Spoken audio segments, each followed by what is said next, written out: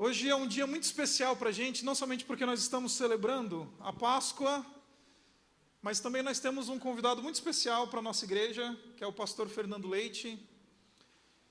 E o pastor Fernando Leite, ele é um pouco pastor dessa igreja também, porque o pastor dessa igreja é pastoreado pelo pastor Fernando Leite. Ele é uma figura muito especial para mim, para minha esposa, para a Isabela. Ele tem cuidado da gente, tem sido uma pessoa que tem mentoreado a mim e a Isabela. Então, não tenha dúvidas de que as impressões digitais do pastor Fernando Leite estão aqui nessa igreja, já estão aqui. Ele tem sido uma bênção profunda para nós. Ele é pastor da Igreja Batista Cidade Universitária, que é a nossa igreja mãe, a igreja que abraçou o nosso projeto, o nosso pequeno grupo, quando a gente ainda era um pequeno grupo. E desde então eles têm mentoreado todo o processo de plantação da nossa igreja. Então, é muito especial receber hoje você, Fernando. E deixe-me só colocar uma coisa para você, muito rapidamente. É muito precioso para mim ter o Fernando aqui, porque a primeira vez que eu ouvi o pastor Fernando Leite pregando, eu estava no 4º ano do seminário, lá na Palavra da Vida, nos idos de 2006. E então chegou um pastor lá para pregar numa das capelas, num dos cultos que eles faziam lá pela manhã. Eu não conhecia o pastor Fernando Leite. E eu lembro que nessa época eu estava decidindo qual que era o tema do meu trabalho de conclusão de curso. E eu ia estudar o texto de Abacuque no meu trabalho de conclusão de curso. E naquele dia o pastor Fernando Leite pregou Abacuque no capítulo 2. E então eu meio que senti uma confirmação naquele dia. Eu falei, acho que eu devo estudar esse texto abacucano. E trabalhei o texto de Abacuque. E mais tarde, depois me tornei um fã, propriamente dito assim, não um fã, uma pessoa que admira o pastor Fernando Leite, porque ele pregou uma série, há muitos anos atrás, não sei nem que ano foi, Fernando, que em Provérbios, que chama Anatomia do Saber. E essa série ela foi gravada, e um belo de um dia ela apareceu lá pelo seminário, os áudios em MP3, e eu ouvi aquela série foi profundamente usada por Deus na minha vida, naqueles meus anos do seminário. E hoje ter o Fernando como um mentor, um pastor de pastores, alguém que cuida e tem trabalhado com bastante carinho perto da gente, a liderança da Igreja Batista Universitária tem abençoado o nosso ministério aqui. Então, desde então, para mim tem sido muito precioso ter o Fernando perto, poder chamá-lo mentor e receber especialmente ele essa noite aqui. Então, eu queria que você recebesse o pastor Fernando Leite com uma salva de palmas. Queremos honrar você, Fernando, e seja muito bem-vindo. A gente vai orar. E então a gente vai dar a continuidade na leitura e ouvir a pregação da palavra de Deus. Pai, obrigado pela vida do pastor Fernando. Obrigado pelo seu ministério. Obrigado pela Igreja Batista Cidade Universitária em Campinas. Obrigado porque o Senhor tem usado profundamente aquela igreja e nós somos frutos do ministério dessa igreja, Pai. E obrigado por isso. Obrigado porque o Senhor usa o teu reino e pessoas tuas para fazer acontecer a tua obra aqui na terra. E nós te louvamos pelo ministério do pastor Fernando e pedimos que o Senhor use ele essa noite de maneira especial para falar conosco e nos abençoar com a exposição e a aplicação da tua palavra. Nós oramos assim em nome do Senhor Jesus. Amém. Amém. Boa noite, meus irmãos. É bom estar com vocês e é interessante também para mim poder ver alguns paralelos entre o que está acontecendo com vocês e o que aconteceu conosco. A IBCU lá em Campinas começou há 33 anos aproximadamente. E a gente começou com um número muito próximo do número que vocês têm se reunido regularmente. E, curiosamente, mais um paralelo sobre essa questão de frequência é que, como vocês, num dia de feriado, havia um êxodo completo. A igreja ficava quase vazia. Tinham 3 irmãos que, posteriormente, se casaram. Um deles já era casado quando começou a igreja, mas outros 2 vieram se casar posteriormente. E eu lembro que, quando eles tinham alguma reunião de família e não vinha à igreja, a igreja ficava vazia. Então, eu aprecio bastante ver aqui alguns sinais do que eu vi há 33 anos, algumas alegrias, algumas limitações, e esse é o começo de uma caminhada interessante, de uma história que Deus pode construir com vocês. Algumas vezes encontrei com Isaac, Isabela, outras vezes aquele núcleo de pessoas que fez parte, ou que faz parte do núcleo implantador da igreja, E tem sido um privilégio ver o entusiasmo, a motivação, e me alegro de poder, de alguma maneira, compartilhar da nossa experiência, daquilo que a gente tem aprendido, que pode ser útil para vocês, na realidade de vocês aqui. Pensando numa ceia, que temos logo mais para comemorar também a Páscoa, e sendo um final de semana de Páscoa, eu gostaria de pensar em termos da Páscoa, trazendo algumas lembranças para vocês, ou talvez registrar no coração de vocês algumas coisas que vocês não podem esquecer. Atualmente eu estou pregando a carta de Paulo aos Efésios, e aquele que foi meu mentor no passado, Ari Veloso, ele dizia o seguinte: o melhor livro da Bíblia é aquele que você está estudando. Então ia ser difícil sair de Efésios hoje, mesmo porque eu também estou chegando de férias, e a bagagem de Efésios é que está mais presente no meu coração. O apóstolo Paulo tinha gastado alguns anos naquela cidade de Éfeso. E alguns calculam de 3 a 5 anos depois que ele deixou aquela cidade, aquela igreja, ele escreve essa carta. Seguramente uma grande parcela daquela igreja conhecia as verdades que o apóstolo Paulo estava colocando nessa carta. Entretanto, as verdades que ele coloca nessa carta, ele reafirma, e eu creio com o objetivo de que as pessoas entendam, saibam, não se esqueçam. Assim como no passado, a Páscoa foi instituída no ambiente judaico como um memorial que registrava a libertação e o que tinha acontecido com aquele povo, a Páscoa, e eu quero colocar para vocês nessa Páscoa aqui 3 lembranças das quais vocês não podem se esquecer, eu diria como igreja. A primeira lembrança que eu quero registrar com vocês é a lembrança de onde cada um de vocês veio.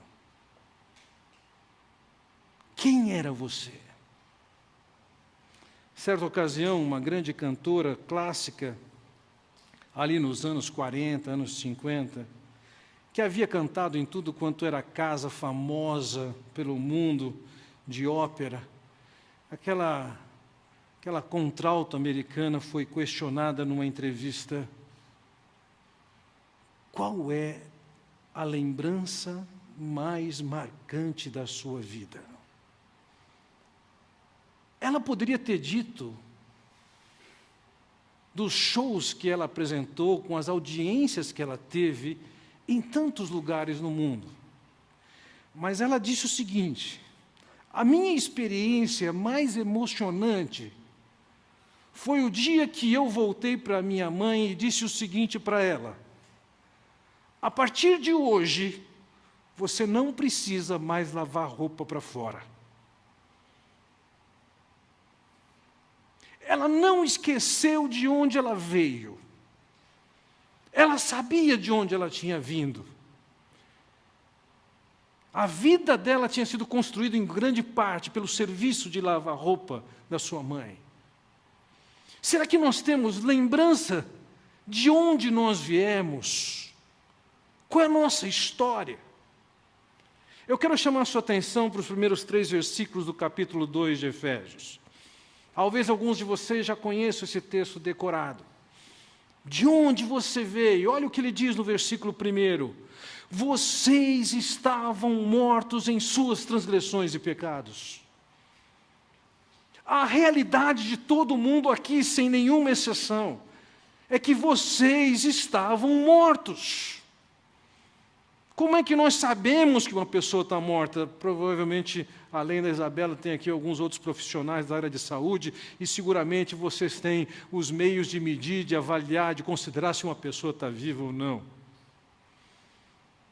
Que sinais ela tem de que está viva ou não? Quando o apóstolo Paulo está dizendo aqui que eles estavam mortos, esse era o histórico daquelas pessoas que participavam da vida daquela igreja, e assim é o caso aqui com vocês, ele seguramente não estava falando de morte no sentido biológico. Eu estou diante de uma comunidade extremamente jovem, com sinais de vida pulsando. Mas quando ele está dizendo sobre morte aqui, ele diz, é por causa dos seus delitos e pecados, mas eu queria pegar assim esses 3 pontos que ele considera aqui. Veja, no versículo 2 ele vai dizer, nos quais costumavam viver quando seguiam a presente ordem deste mundo. Presente ordem deste mundo é a tradução de 2 palavras gregas que dão a entender de um momento na história da perspectiva de Deus, uma fase da história na perspectiva de Deus e num ambiente que é esse que nós vivemos hoje, que a humanidade tem vivido. Esse mundo, ele não está falando desse universo criado e nem está falando da soma das pessoas, ele está falando que existe uma ordem, um sistema organizado absolutamente contra Deus que está rodando. E nós estamos dentro desse sistema. Esse sistema tem as suas ideias.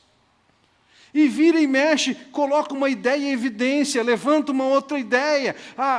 Aí as pessoas vão aderindo àquilo. Algumas admitem e aceitam e estão concentradas, por exemplo, em criar uma sociedade humana mais justa. E alguns ismos da vida, como comunismo, socialismo, estão enfatizando que nós podemos criar essa sociedade assim. Outras estão mais preocupadas simplesmente com ganhar dinheiro, uma ênfase em capitalismo. E o que vale é ter dinheiro. Você vale pelo dinheiro que tem e o poder que você tem de compra. E esse mundo vai lançando ismos e mais ismos, eles não vão acabar. E isso faz parte dessa ordem desse mundo. Não é simplesmente isso, os valores são passados para nós. O que é ético? O que é certo? Nós temos tido a oportunidade de ver esse país, de alguma maneira, abrir a tampa do esgoto, a caixa de gordura, e ver o lixo que vem de Brasília. Os valores dos nossos políticos. Não tem nenhum princípio ético. E você pensa, é só lá? Não, isso é aqui. Alguém estava me contando ontem do que é a prática do pessoal que trabalha com Uber no Rio de Janeiro atualmente. Você chama o Uber, o motorista chega e fala, olha, sua corrida dá R$50. Se você me der 45 em dinheiro, a gente anula essa viagem aqui, pronto. Já estão usando e bloqueando e corrompendo o sistema. Somos assim, nossos princípios são assim. E é lógico, isso vai atingir nosso estilo de vida. Alguns poucos meses atrás, eu estava na casa de um amigo comendo churrasco, e eu vi o garoto dele, que deve ter seus 15, 16 anos, e eu perguntei para ele assim, ei, por que você usa a bermuda para baixo, aparecendo metade do seu bumbum aí? Ele falou assim, sabe o que é, tio? É sério, ele respondeu isso para mim. Sabe o que é, tio? Essa bermuda é meio curta. E eu tenho vergonha de mostrar o joelho. Por quê? Você prefere mostrar a bunda do que o joelho? Mas o que é? É moda. E a moda diz para você que você tem que usar isso. E você usa isso e aquilo. A moda diz que você tem que usar um vestido que não para no lugar, você tem que ficar puxando para baixo o tempo inteiro. É moda. Ou uma calça que fica caindo você. E as mulheres com uma elegância fantástica pegam. Mas é moda. O mundo está dizendo para nós o que nós temos que pensar, quais são os valores que temos, quais são os costumes que devemos cultivar. Esse mundo que é absolutamente contrário e antagônico a Deus. Mas não é só isso, veja, ele continua dizendo, ele diz assim, presente a ordem deste mundo, e o príncipe do poder do ar, o espírito que agora atua, que está atuando nos que vivem na desobediência, não é simplesmente esse sistema, o diabo está por trás dele. Esse mundo não é impessoal. Não é simplesmente resultado de um vento que bate daqui para lá, de lá para cá. Não é alguém que teve uma ideia colar. Não existe um mentor. Esse sistema é coordenado pelo próprio diabo. Em outros lugares, chamado de Deus desse século, que busca adoração, o príncipe, ou seja, o líder político desse sistema. Quais são os sinais vitais de que você está morto espiritualmente? Você está vivendo de acordo com esse mundo? E, por consequente, você está vivendo de acordo com a orientação do próprio diabo. O terceiro sinal, ele diz no versículo 13, ele já disse parte disso no versículo 1, veja, anteriormente todos nós também vivíamos entre eles, satisfazendo as vontades da nossa carne, seguindo os seus desejos e pensamentos.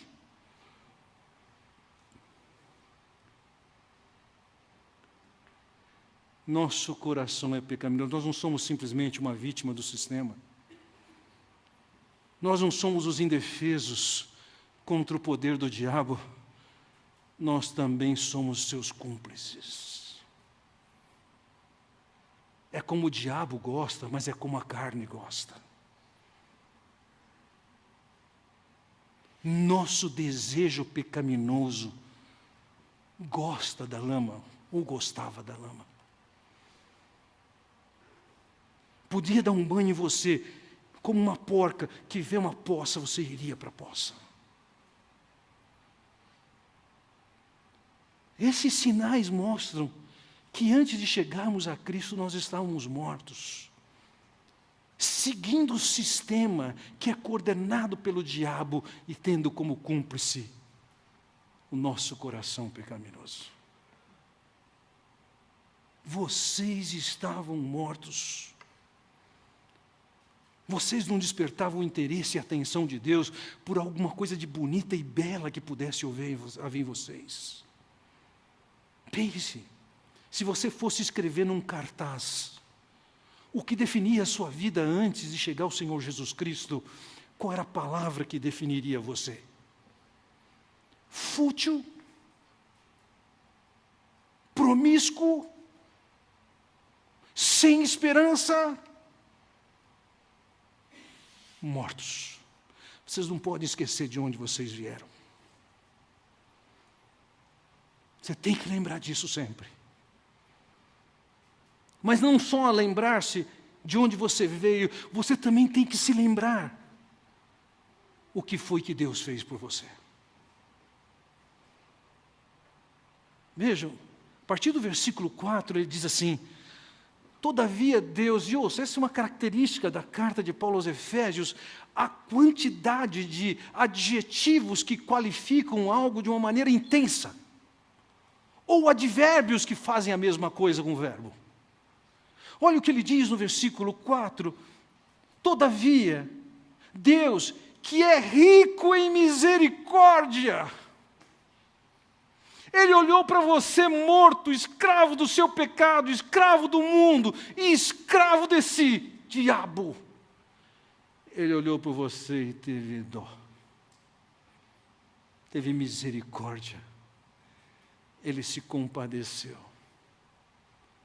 Ainda há pouco, a caminho daqui, estava na Avenida do Estado, tanto o Amir quanto eu percebemos na beira, na calçada, um homem deitado, uma condição que nos pareceu tão miserável.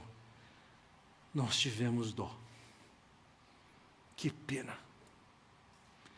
Deus olhou para nós, escravos e cúmplices ao mesmo tempo, e olhou e teve misericórdia. Ele se compadeceu. Ele não foi indiferente. Ele poderia dizer: eles têm o que eles merecem.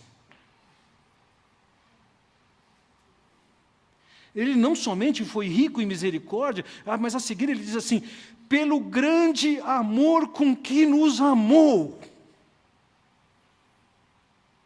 Por aquele homem, a calçada da avenida que vínhamos, o máximo que a gente pôde ter foi dó. Mas Deus não. Deus expressou amor. Ele não foi indiferente a nós.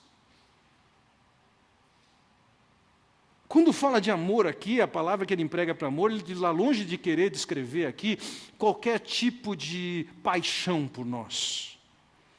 Nem tampouco significa aqui que Deus encontrou em nós alguma coisa que fizesse com que a gente tivesse uma amizade, porque algum mérito Ele encontrou em nós e alguma afinidade. Não. A palavra empregada para amor ou para amar aqui, relacionado com a raiz de agape ou agapau, a palavra aqui descreve principalmente o caráter de Deus. Você pode amar um amigo porque você tem afinidade.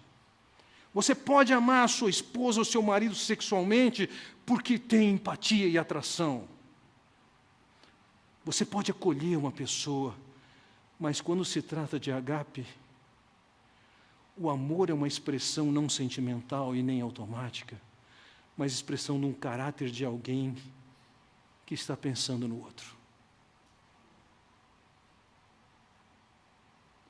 E Deus olhou para nós e, ao invés de ter sido indiferente, Ele expressou seu caráter amoroso.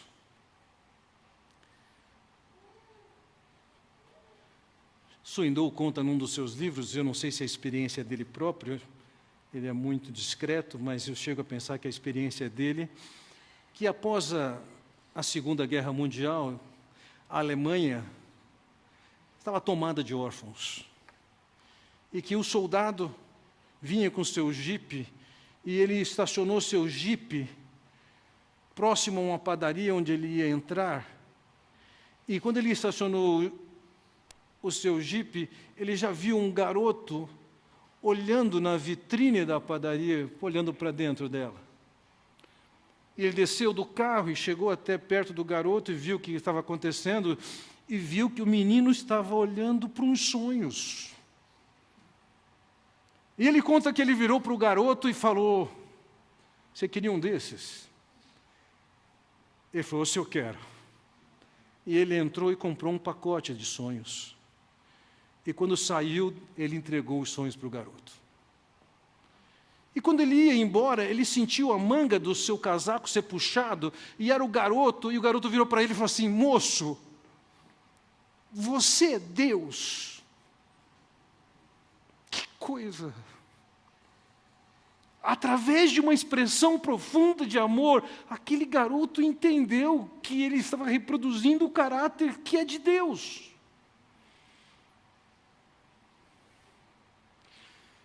Deus podia ser indiferente conosco. Deus podia ter parado na dó por nós. Mas Ele teve misericórdia, Ele teve amor. Veja, no versículo 5 ele diz: Deus deu-nos vida em Cristo quando ainda estávamos mortos em transgressões. Pela graça vocês são salvos.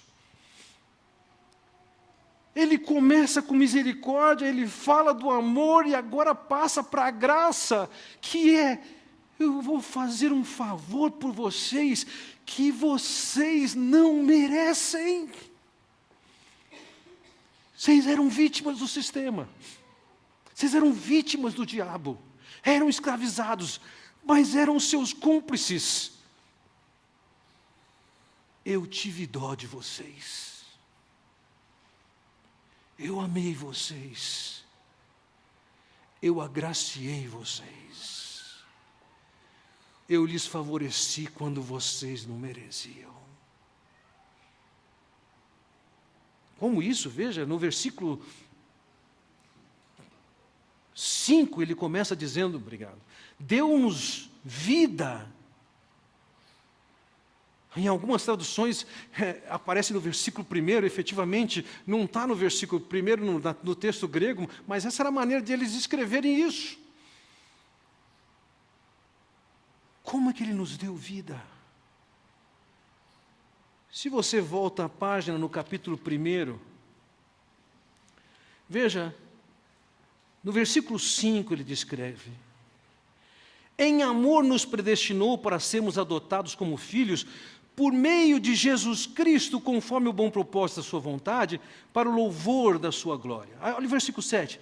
Nele, em Jesus, nós temos a redenção, por meio do seu sangue, o perdão dos pecados, de acordo com a riqueza da graça de Deus. Deus teve misericórdia, Deus nos amou, Deus derramou a sua graça. Como? Por meio do Senhor Jesus Cristo, a nossa Páscoa. E aqui ele usa a palavra da a redenção e a remissão. Nós não estamos muito acostumados com essas palavras. O que significa redenção para nós hoje? No mundo antigo, eles estavam tão acostumados com o conceito de escravidão, que a palavra redenção, ou o conceito de redenção ou de resgate, os gregos tinham 7 palavras diferentes para descrever isso. A ideia era de alguém que estava aprisionado, escravizado, sem liberdade, sem vontade própria, e que é tirado daquela condição, porque alguém paga.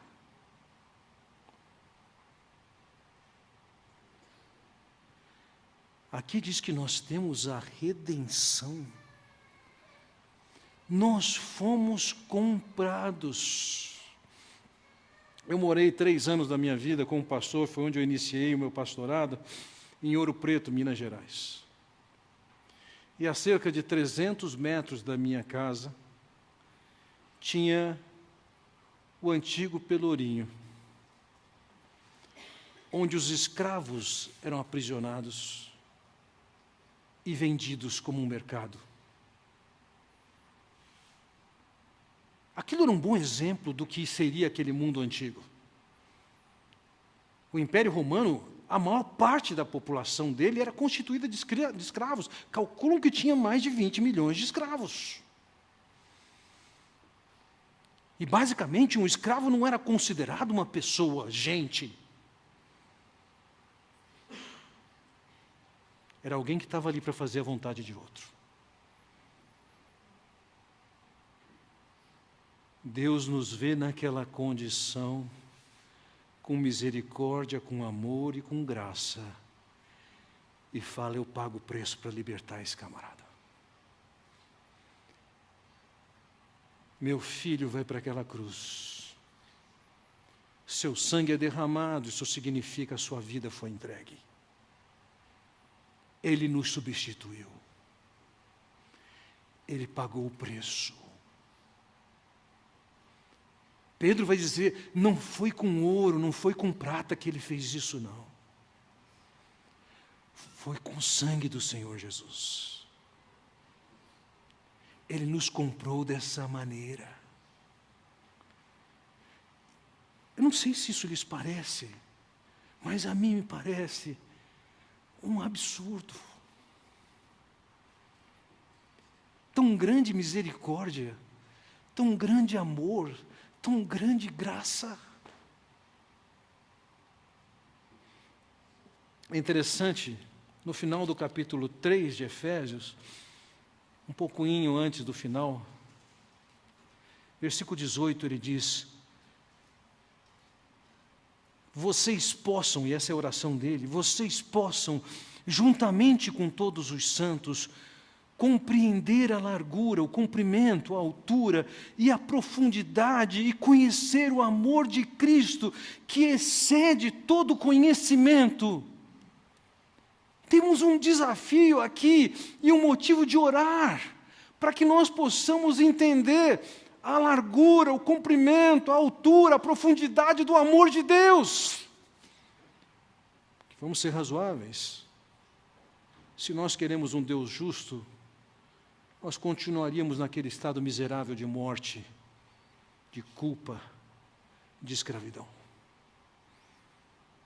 Mas através do Senhor Jesus, a nossa Páscoa, motivados pela misericórdia, pelo amor e pela sua graça, nós fomos libertados.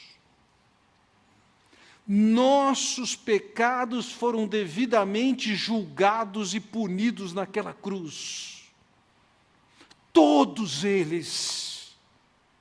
Os pecados que foram cometidos antes de Jesus, os pecados que foram cometidos depois de Jesus, os pecados que você cometeu antes de você chegar a Cristo, os pecados que você comete agora depois que chegou a Cristo, os pecados que você ainda vai cometer no futuro.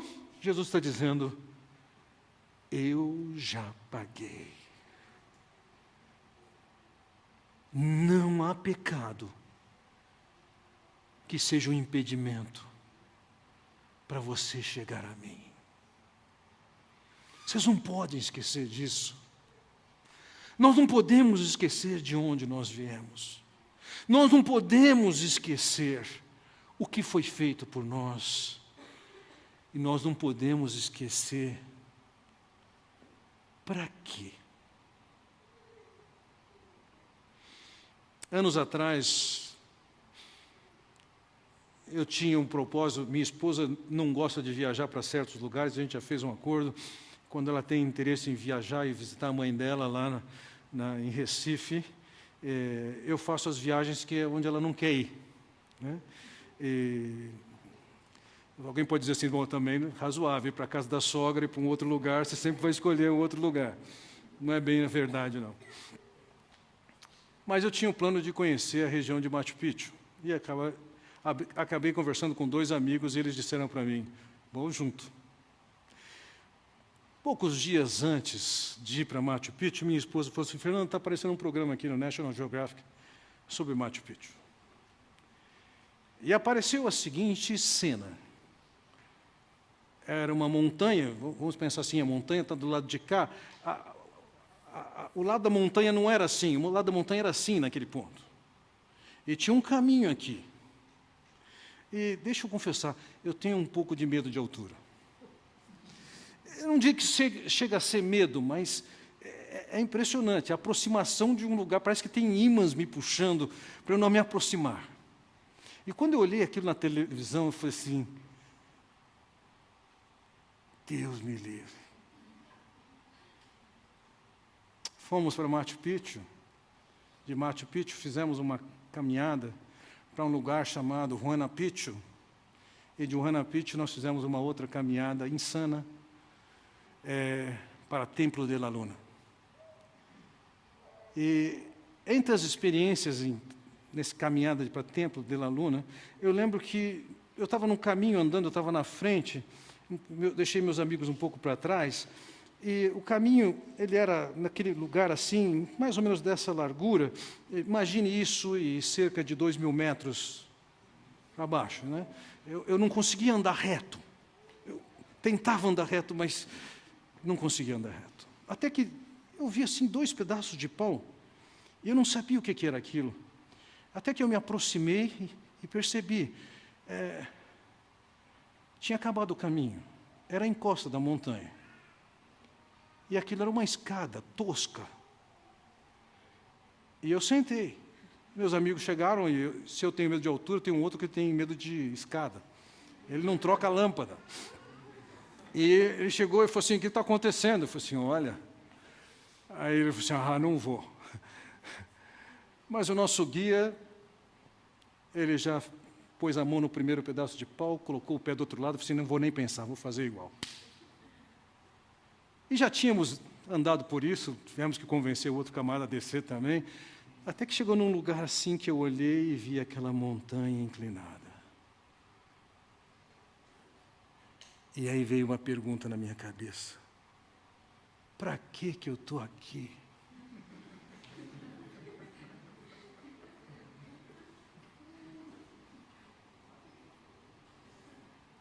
Para quê? E de vez em quando ainda pergunto até hoje: o que eu fui fazer lá?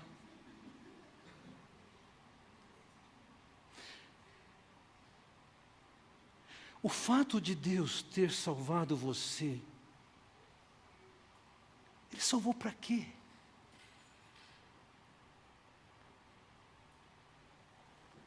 Vamos voltar no capítulo 1. Nós já lemos parte disso, mas olha o que ele diz no versículo 4, depois que ele falou das bênçãos que nós temos, ele diz aqui no versículo 4, porque Deus nos escolheu nele antes da criação do mundo, para quê? Para sermos santos e irrepreensíveis em sua presença. Ele nos escolheu antes da fundação do mundo, lá antes da fundação do mundo, Deus estabeleceu o plano de enviar o seu Filho e derramar seu sangue por nós. Para quê? Para que a gente seja santo e irrepreensível. Um povo separado para Deus e um povo com uma conduta marcada pela irrepreensibilidade. Veja, a seguir, no versículo seguinte, versículo 5, ele diz assim, em amor nos predestinou para sermos adotados como filhos. Isso não é qualquer coisa. Os estudiosos discutem o que significa ser adotado. Alguns julgam ou julgavam que a adoção aqui, o conceito era judaico. Só que não existe nas Escrituras uma definição e uma descrição do que é adoção. Consideravam aquela passagem em que a lei estabelecia que quando o irmão mais velho morria, sem ter deixado herança, o filho o mais novo tinha que casar com aquela mulher. Mas chamavam isso de adoção, mas isso não é chamado de adoção.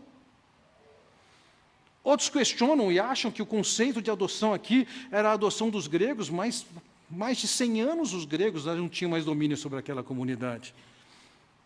Qual era o conceito de adoção? O conceito de adoção com os quais eles estavam acostumados. E Éfeso era um centro asiático dos romanos. A lei romana era bem conhecida. O que era adoção? Um cidadão, ele tinha o direito de adotar alguém. Veja, todo cidadão no mundo antigo romano, ele tinha o que era chamado de pátria potestas. Ele tinha toda a autoridade. Ele podia matar sua esposa, matar seu filho, isso não era crime. Ele podia matar seu escravo, isso não era crime. Porque ele tinha autoridade de pai. Este homem com essa autoridade sobre a sua família, ele podia adotar alguém na sua família. Vamos supor que ele identificasse aqui alguém bastante capaz, que pertencia a uma família menos poderosa em termos dos seus bens. Ele podia pegar aquele camarada e adquiri-lo como seu filho, para que um dia, na sua ausência, esse filho viesse a assumir o pátria potestas de sua família. Para que isso acontecesse, o que esse homem fazia? Ele ia até o seu pai, ele comprava o valor do filho dele, e depois que fazia isso, ele declarava aquele moço livre. Depois ele ia, uma segunda vez, pagava pela segunda vez o preço do filho para o pai dele, e declarava ele livre. Pela terceira vez, ele ia ao pai e pagava pela liberdade do filho. E a partir de agora, aquele filho já não tinha mais nenhuma responsabilidade com seu pai. Ele estava debaixo da pátria potestas daquele homem que o comprou. Quando aquele homem viesse a faltar, aquele jovem, aquele homem, assumiria a autoridade da família. Agora ele diz que nós fomos adotados. Deus, através do Senhor Jesus, pagou o preço para que você fosse liberto da pátria potestas do diabo e se transformasse num filho de Deus. Alguém que é da família de Deus. Não é um agregado, não é um escravo, não é um servo. É um membro da família com responsabilidades e direitos de um filho de Deus. Para quê? Para você ser santo e irrepreensível. Para quê? Para você ser filho de Deus, adotado por Deus. Três vezes nesse texto aqui, do versículo 3 ao 14, ele diz: para que isso seja para o louvor da glória da sua graça. Isso só destaca o tamanho da graça de Deus, o tamanho do amor de Deus, o tamanho da misericórdia de Deus, que tirou-nos da escravidão, da culpa, e nos fez seus filhos santos e irrepreensíveis. Para quê? Ao longo do capítulo 2, várias vezes, ele vai avaliando aquele povo de Éfeso e descrevendo os direitos que eles não tinham comparados com os judeus. E como eles, gentios, no caso nós, éramos considerados ou somos considerados pela comunidade judaica com desprezo. Ainda que eu tenha grande admiração pela comunidade judaica, dias atrás, nas minhas férias, eu vi um casal de jovens israelitas. Ele com um carrinho de bebê, e ela provavelmente havia tido filho tão pouco tempo, não podia fazer nenhum esforço, e ele estava diante de uma escadaria de vários degraus. E eu perguntei para ele: você aceita ajuda? Ele falou: não.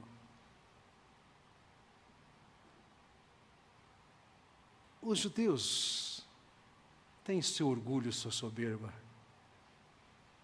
e têm um desprezo por aquilo que não é judeu. Não estou criticando, eu amo esse povo.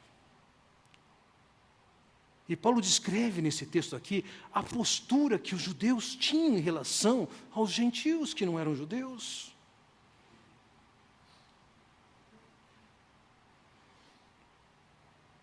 Mas agora ele diz: vocês que não eram povo, agora vocês são o povo de Deus. Vocês estavam longe das alianças, agora vocês estão dentro das alianças. Vocês não conheciam as promessas, agora vocês têm as promessas. Vocês estavam distantes, agora foram aproximados. Vocês que estavam debaixo de adversidade com Deus, porque os seus pecados os colocavam debaixo, dignos de toda a ira de Deus, agora vocês foram chamados à paz, como cantamos ainda agora. Mas eu quero chamar a atenção de mais uma coisinha. Olha o que ele diz no versículo 21 do capítulo 2. No qual todo o edifício é ajustado e cresce para tornar-se um santuário santo do Senhor. Nós fomos feitos santuário. O lugar mais central e mais íntimo de um templo, onde Deus se marcava presente. Isso era a visão no mundo judaico, isso é uma referência ao Santíssimo Lugar, e isso era uma referência também ao ambiente mais íntimo dentro do templo de Diana dos Efésios, onde ela estaria presente. Ele está dizendo: agora, vocês são o santuário de Deus. Ele mora em vocês. Vocês estão sendo salvos para compor esse edifício. Acho ótimo vocês começarem uma igreja num lugar como esse. As pessoas confundem igreja com o prédio onde o povo de Deus se reúne. Eu me lembro uma ocasião, meu filho devia ter seus 5 anos, ele perguntou: pai, você vai na igreja? Eu falei assim: não, meu filho, não vou na igreja. Porque aquilo lá não é a igreja, aquilo lá é o prédio onde a igreja se reúne. Nós vivemos em tempos em que as pessoas valorizam tanto lugar. Aqui é o santo lugar, aqui não pode bater palma, aqui não pode conversar. Nada disso. O edifício onde Deus habita é na soma das nossas vidas. Nós fomos salvos para sermos o templo de Deus. Veja, no versículo seguinte, ele diz: nele vocês também estão sendo edificados juntos para se tornarem morada de Deus por seu Espírito. Nós somos morada de Deus. Não interessa onde você ande, não interessa onde você esteja, você é morada de Deus. Deus o salvou para isso.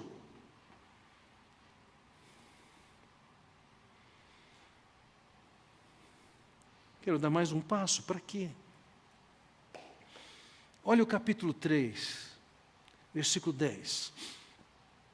Ele diz: a intenção dessa graça, para quê? Era que agora, mediante a igreja, a multiforme sabedoria de Deus se tornasse conhecida dos poderes e autoridades nas regiões celestiais. A ideia aqui é que a igreja foi criada, nós somos o povo de Deus, o templo de Deus, e que através desse povo deve ficar evidente para comunidades de demônios e anjos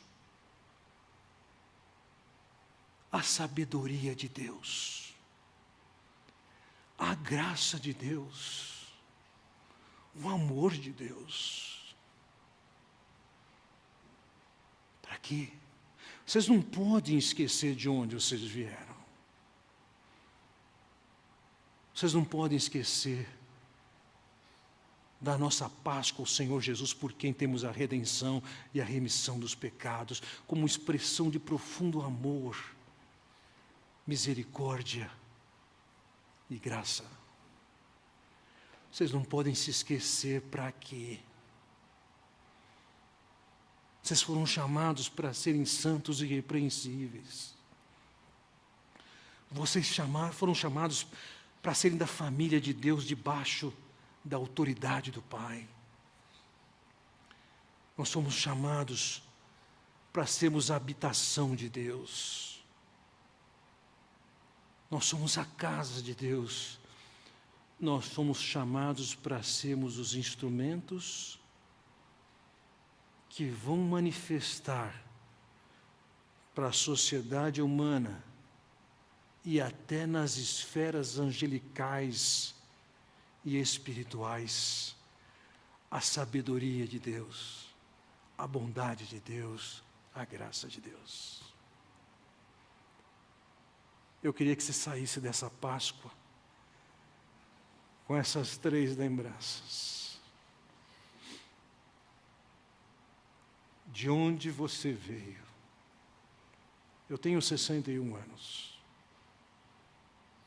E antes da minha conversão efetiva, aos meus 16 anos, eu olho para trás naquela história e vejo que se eu seguisse aquele ritmo, aquele rumo, muito pouco provável eu teria chegado a meus 20, 21 anos.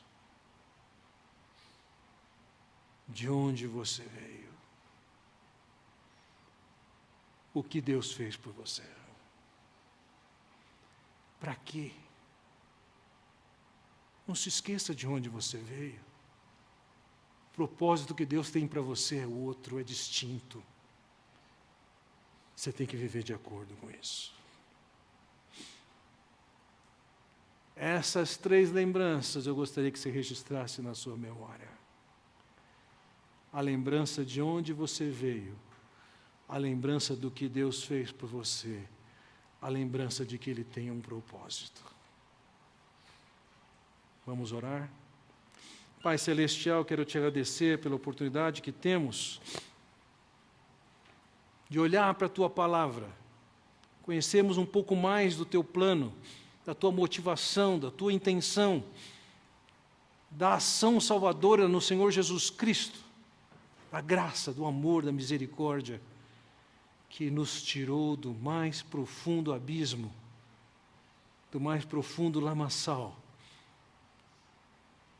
da culpa, da escravidão, para agora sermos Teu povo. Ó Pai Celestial, queremos Te pedir que Tu registres em nossos corações essas verdades e com elas nos motives a vivermos gratos, Te bendizendo, Te louvando e levando uma vida marcada pela tua santidade, pela irrepreensibilidade, pela identidade de um filho, pela consciência de que somos tua morada e os instrumentos pelos quais são manifestas a tua sabedoria multiforme. Eu oro, Pai, em nome de Jesus. Amém.